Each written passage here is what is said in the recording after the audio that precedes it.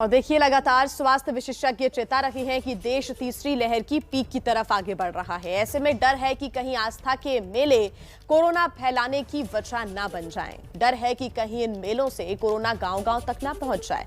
समस्या है तो समाधान भी है, लेकिन सवाल यह है कि क्या राजनीति के चलते इस समाधान की अनदेखी की जा रही है। 4 तस्वीरों के जरिए ये पूरी कहानी आपको दिखाते हैं।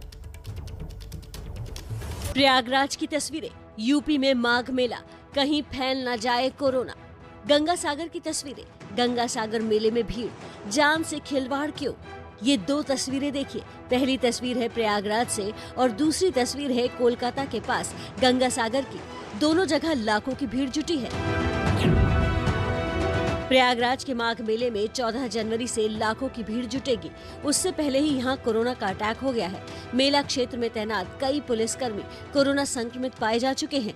8 पुलिस वालों की रिपोर्ट पॉजिटिव आने के बाद ये समझा जा सकता है कि आगे हालात किस तरीके से होंगे। हमारा मकसद किसी की आस्था को ठेस पहुंचाना कतई नहीं है, लेकिन हम उसी खतरे के प्रति बार बार आगाह कर रहे हैं कि जहां एक तरफ देश में कोरोना का खतरा तेजी से बढ़ता जा रहा है, वहीं दूसरी तरफ एक जगह पर लाखों की भीड़ जुटाना किसी बड़े खतरे को दावत देने से कतई कम नहीं है।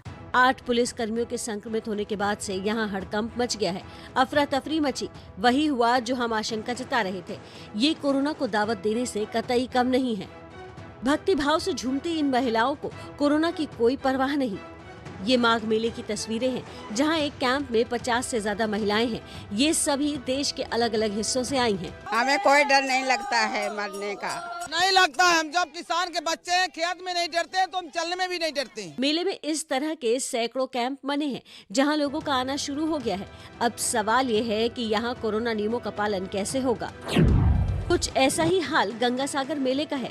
कुछ दिन पहले ही 4 साधु यहाँ कोरोना पॉजिटिव पाए गए। हालांकि कोर्ट ने आदेश दिया है कि टीकाकरण पूरा नहीं करने वालों को गंगा सागर में प्रवेश नहीं करने दिया जाए। साथ ही एंट्री के 72 घंटे पहले RT-PCR टेस्ट कराना भी जरूरी होगा।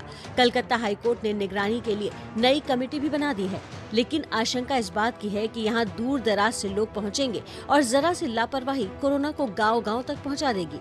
सवाल है, जब कोरोना फैल रहा है तो लाखों की भीड़ जुटने पर क्या होगा? अब हम 2 और तस्वीरें दिखा रहे हैं, जो बता रही हैं कि आखिर प्रशासन को क्या करना चाहिए था। पिछली गलती से सबक लेते हुए प्रशासन ने हरिद्वार में मकर संक्रांति का स्नान रद्द कर दिया है, ताकि कोरोना फैलने की रफ्तार पर काबू पाया जा सके। वहीं वाराणसी में इन दिनों सूक्ष्म आरती का आयोजन किया जा रहा है, ताकि परंपरा भी न टूटे और कोरोना भी न फैले।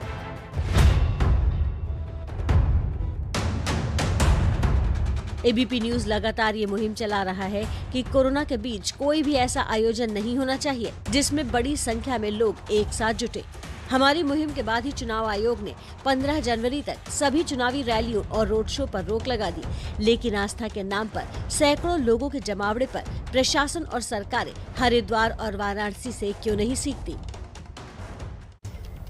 और अब संगम नगरी प्रयागराज को लेकर के ताजा अपडेट आपको बता देते हैं। ताजा अपडेट ये है कि संगम नगरी प्रयागराज में कोरोना के एक्टिव मरीजों की संख्या 1000 के पार हो गई है। प्रयागराज में मंगलवार को मिले कोरोना के 277 नए मामले, जो खतरे की बात है। अब अगली खबर की तरफ भी रुख करेंगे। देखिए, कोरोना टेस्ट को लेकर ICMR ने नई गाइडलाइंस जारी की है, जिसके बाद अब बहुत से केसों में टेस्ट जरूरी नहीं रह गया है। अब सवाल ये है कि क्या अब टेस्ट की जरूरत कम हो गई है या ये आंकड़े कम करने का पूरा प्लान है। लेकिन पहले आप जानिए कि अब किसे टेस्ट करवाना जरूरी होगा, किसे तुरंत टेस्ट करवाना चाहिए। हम आपको ग्राफिक्स के जरिए बता रहे हैं। ICMR के मुताबिक जिन्हें पूरे लक्षण हो उन्हें अब टेस्ट करवाने हैं। खांसी, बुखार, गले में खराश, स्वाद या गंध का चला जाना, इस स्थिति में आपको टेस्ट करवाना है। या फिर सांस से जुड़ी कोई तकलीफ आपको हो रही है तो आप टेस्ट करवाएंगे। साथ ही उम्र अगर 60 साल है आपकी और दूसरी बीमारियां भी है और पॉजिटिव के संपर्क में आए हो तो ही आप टेस्ट करवाएं। ये ICMR की नई गाइडलाइंस है। साथ ही विदेश यात्रा करने वाले लोगों को भी टेस्ट अनिवार्य होगा। डॉक्टर जिन्हें टेस्ट के लिए कहें वो लोग ही टेस्ट करवाएं। ICMR की नई गाइडलाइंस के मुताबिक ये वो चीजें हैं जिसमें आपको टेस्ट कराना जरूरी होगा।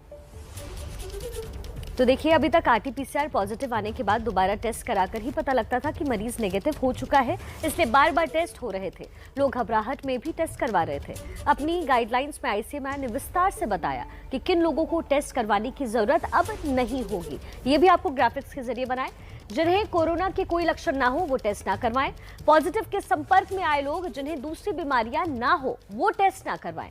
साथ ही होम आइसोलेशन में डिस्चार्ज होने वाले मरीज भी टेस्ट उन्हें भी करवाने की जरूरत नहीं पड़ेगी।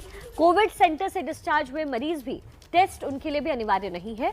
साथ ही बहुत महत्वपूर्ण, एक राज्य से दूसरे राज्य में यात्रा करने वाले लोगों को भी अब टेस्ट अनिवार्य नहीं होगा। यानी बड़ी बात ये कि अब एक राज्य से दूसरे राज्य में जाने के लिए जो आरटीपीसीआर रिपोर्ट की जरूरत होती थी वो भी खत्म हो गई है। आइए आपको सुनाते हैं इस बारे में डॉक्टर क्या कह रहे हैं। इस फैसले से जो सबसे बड़ा फायदा होगा कि हमारा जो है हेल्थ सिस्टम पे अननेसेसरी जो ओवरलोड पड़ा हुआ था, ह्यूज एक्सपेंडिचर जो है किट में जो है रोज जो है 100 करोड़ से ज़्यादा सिर्फ किट में खर्च हो रहा था, वह लोड कम होगा। हमारा ह्यूमन रिसोर्स जो उसमें इन्वॉल्व था बाकी प्रोग्राम में भी वह समय दे पाएगा, सिर्फ क्योंकि कोविड इतना जल्दी नहीं जाने वाला है।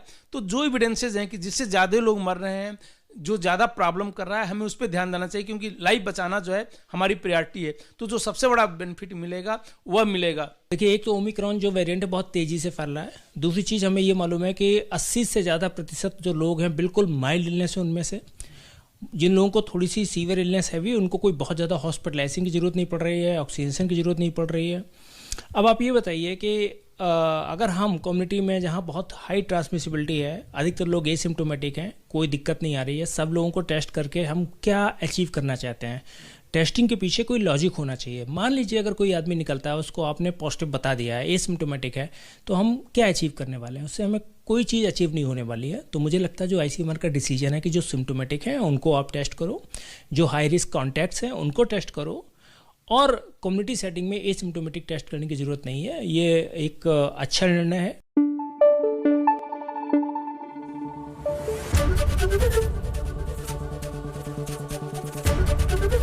एबीपी न्यूज़ आपको रखे आगे।